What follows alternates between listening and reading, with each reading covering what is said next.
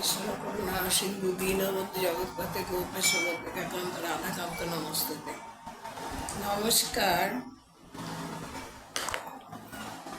আজ আমি যে বিষয়টা নিয়ে বলবো সেটা হচ্ছে রান্না পুজো। এই রান্না পুজো দেবী মনসার ও বাবা বিশ্বকর্মা। কথায় বলা হয় বাঙালির 12 মাসে 13 পার্বণ, কিন্তু হিসেব করে উৎসবের সংখ্যা 13-র গতিতে ভাবতে পারবেন না। এই হিসাব ছাড়া গুরুত্বপূর্ণ উৎসবগুলোর মধ্যে একটি হলো রান্না পুজো। এর অপর নাম আবার অরন্ধন। রান্না পুজো দেবী মনসার পুজো উপলক্ষে যেমন হয়, আবার বাবা বিশ্বকর্মা পুজোর সময় হয়। এদেশীয়দের মনসা পুজো ভাদ্র মাসের সংক্রান্তিতে হয় এবং পূর্ববঙ্গীয়দের মনসা পুজো শ্রাবণ মাসের সংক্রান্তিতে হয়। দেবীপক্ষের সূচনা হওয়ার আগে বাঙালির সব থেকে বড় উৎসব হলো রান্না পুজো। রান্না পুজো মূলত একটি লৌকিক উৎসব। শিবকন্যা মা মনসার উদ্দেশ্যে নিবেদন করা হয় লোভনীয় সব পদ। রান্নার পরের দিন অর্থাৎ পান্নার দিন নিমন্ত্রিতদের খাওয়ানো হয় পেট পুড়ে। সাধারণত পান্না পরে বিশ্বকর্মা পুজোর দিন।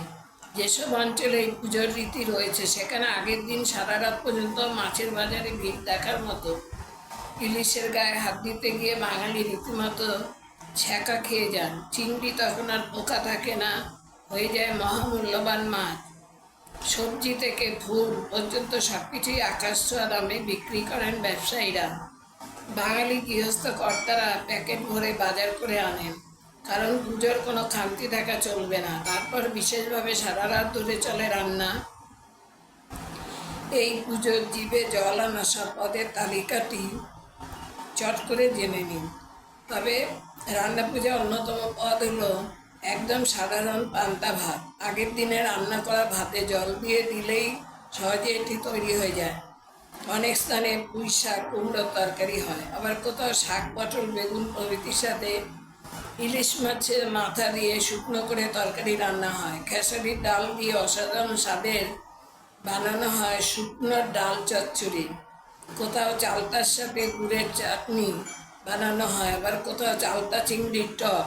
বাজারে সহজলভ্য সবজির মধ্যে কাঁচকলা, উচ্ছে, আলু, বেগুন, বরবটি প্রভৃতির ভাজা করা হয়। আরেকটি অন্যতম পদ হলো নারকেল ভাজা। নারকেল পুড়িয়ে তা শুকনো করে ঝুড়ো ঝুড়ো করে ভাজা হয়।